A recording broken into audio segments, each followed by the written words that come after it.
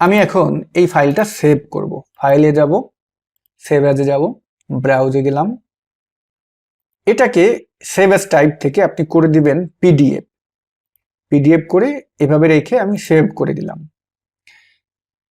Save করে দেওয়ার পরে যখন এই ফাইলটা আপনি ওপেন করবেন, দেখুন আমার ফাইলটা এই মুহূর্তে এখানে ওপেন হচ্ছে। আমি এটাকে ফিট করে দিই।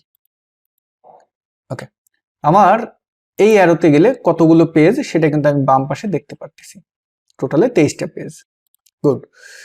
এবার আপনি চাচ্ছেন 4 নম্বরটা প্রিন্ট দিবেন, 8 নম্বরটা প্রিন্ট দিবেন, 12 নম্বরটা দিবেন। তাহলে এই যে প্রিন্টের আইকন আছে এখানে ক্লিক দিবেন। আগে ক্লিক দিয়ে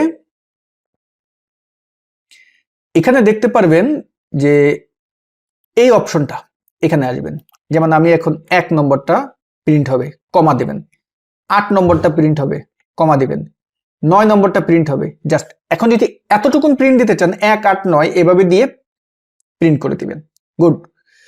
এখন আপনি চাচ্ছেন যে 1 থেকে 5 পর্যন্ত প্রিন্ট হবে, তারপরে আবার 9 থেকে 5 পর্যন্ত প্রিন্ট হবে। তাহলে 1 মাইনাস বা ড্যাশ 5 কমা, তাহলে 1 থেকে 5 হলো।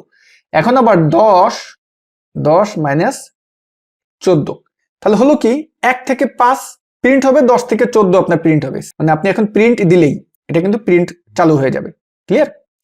এবার যেমন আমার এই এক্সেল ফাইলটা যদি আমি চাই যে আপনি চাচ্ছেন আমি এখান থেকে 2 নম্বর পেজ, 5 নম্বর পেজ, 6 নম্বর পেজ আলাদা করে সেভ করে আমি এটা কাউকে মেইল করব পিডিএফ আকারে, সেটা কিন্তু সম্ভব না আলাদা পিডিএফ আকারে সেভ করা। যখন পিডিএফ হয়ে যাবে, ধরুন এই যে আমার পিডিএফটা হলো, এই প্রিন্ট আইকনে ক্লিক দিবেন। এই অপশনে গিয়ে আপনি এখন 1 থেকে 5 এতটুকুন রাখলেন, কমা 8 থেকে বা 8,9 না 9 না 15 এতটুকুন আমি দিলাম। দিয়ে এখন এখানে সেভ দিবেন। এই যে প্রিন্টারে এখানে দেখুন, এখানে কিন্তু সেভ অ্যাজ পিডিএফ থাকবে, তারপর আপনার প্রিন্টার গুলো উল্লেখ থাকবে। এখন আপনি যদি সেভ করতে চান, সেভে দিয়ে সেভ করলে যেই পেজ নাম্বারগুলো এখানে উল্লেখ করছেন সেই পেজ নাম্বারগুলোই কিন্তু আপনার সেভ হয়ে যাবে।